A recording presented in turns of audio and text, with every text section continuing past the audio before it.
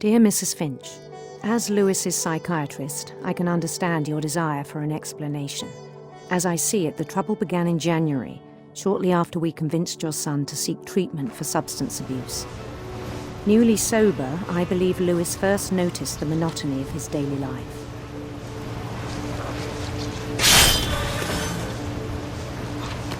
He kept working at the cannery, but he withdrew part of himself. In our sessions, I saw the same behavior. His mind began to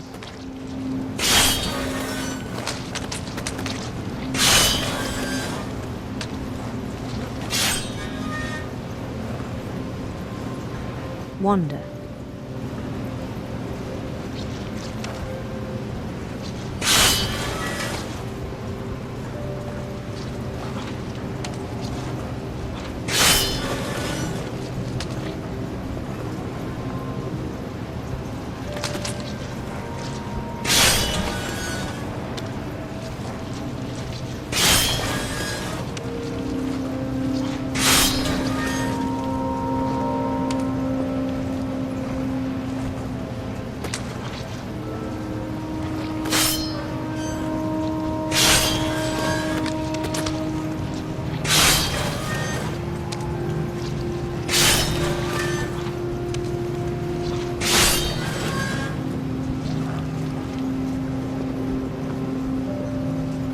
I asked him to describe it. He said he started small, imagining a labyrinth. He'd feel his way about. Then something moved. Bats and toads.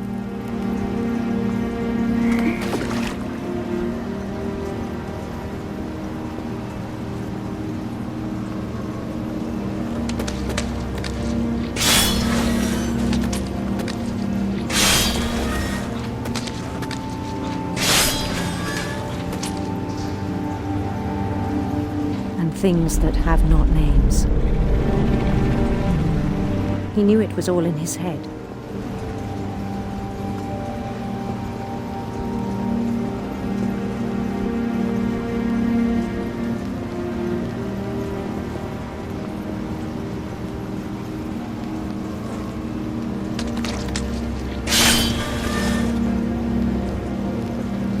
But he took it very seriously.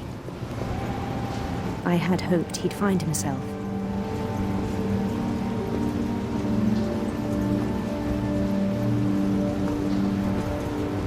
But he found something more. I worried about him then, daydreaming at the cannery. I spoke with his boss, but he said Lewis had become a model employee. Methodical, tireless, focused.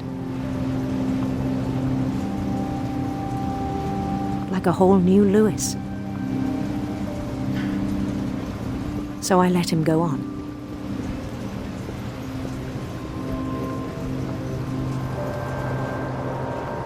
I even encouraged him.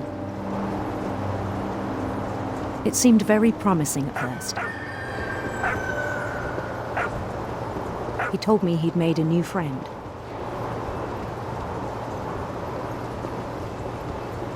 On the edge of a city he named Lewis Topia.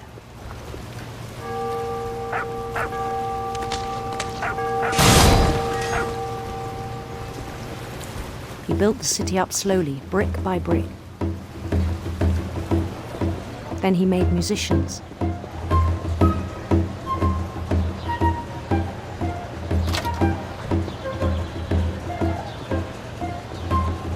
And songs for them to play.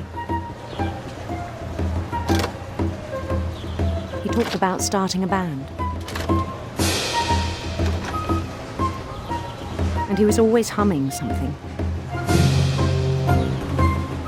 Every day his imagination grew stronger.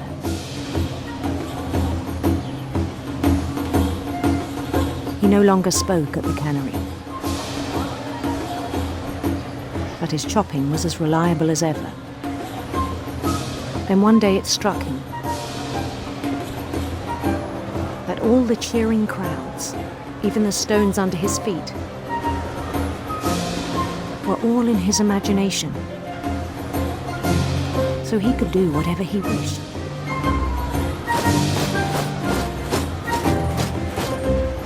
He held an election for mayor, and he won. They begged him to stay, but his mind was already wandering. It became a game for him.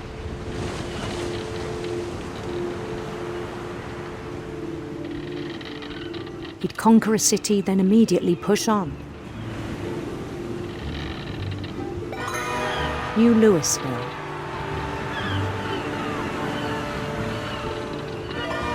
St. Louis. He started drifting away from our reality.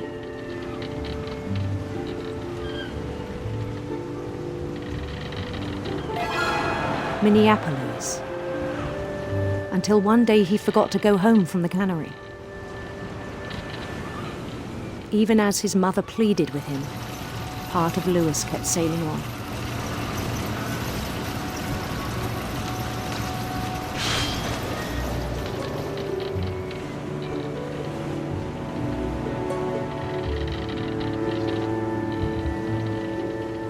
In Louisburg, he heard rumors of a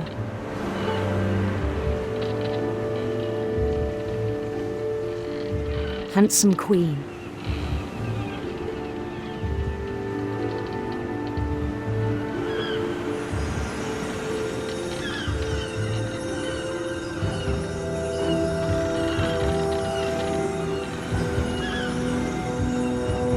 The queen was on her own quest for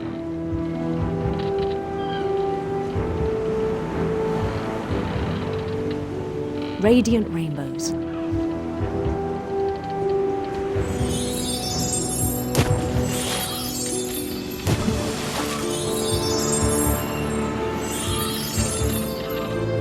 He followed the sound of her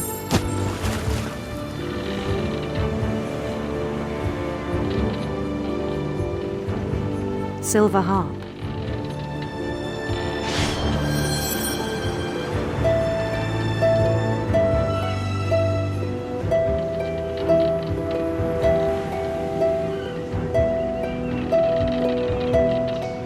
His chase led him to a golden palace east of the sun and west of the moon. Even then, his logic remained sound. He knew the world was all in his imagination.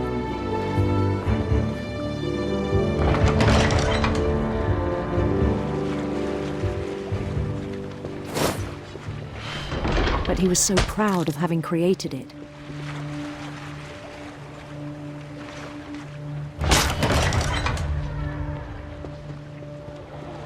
In his own eyes, he'd become something greater than a king.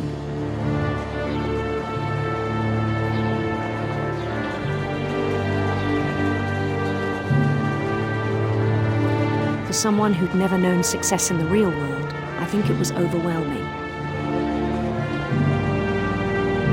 And then it struck him that the real Louis was not the one chopping salmon, but the one climbing the steps of a golden palace.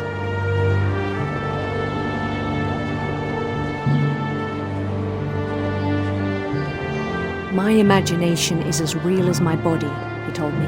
It was hard to argue with him.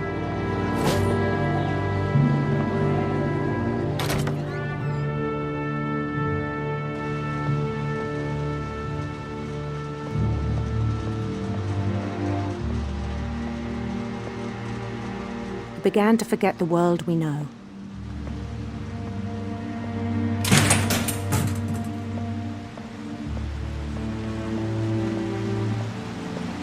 I think it pained him to remember Louis, the cannery worker.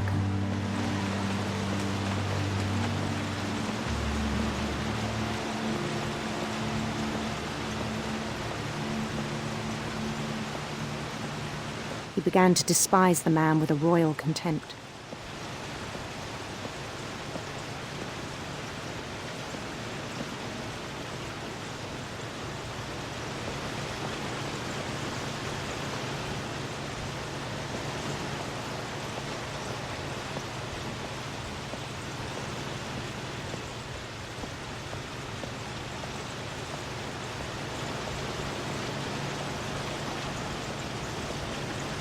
I still thought I could save him. Even after he said he was being crowned king over all the lands of wonder. The palace would be packed with his companions.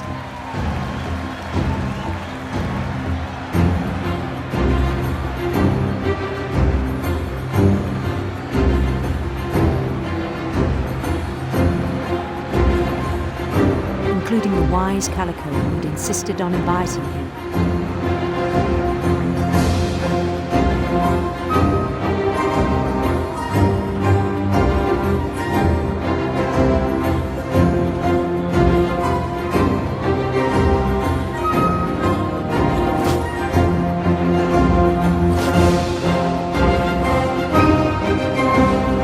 His queen waited, holding his crown.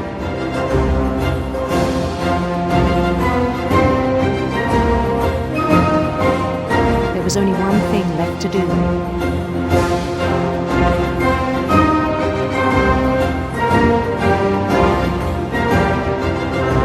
Bend down his head.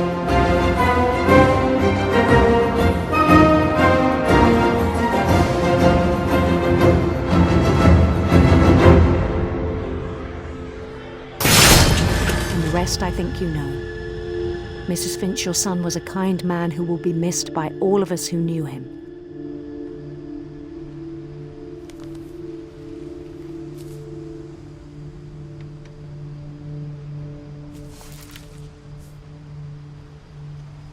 My brother was really cool. I wish you could have met him.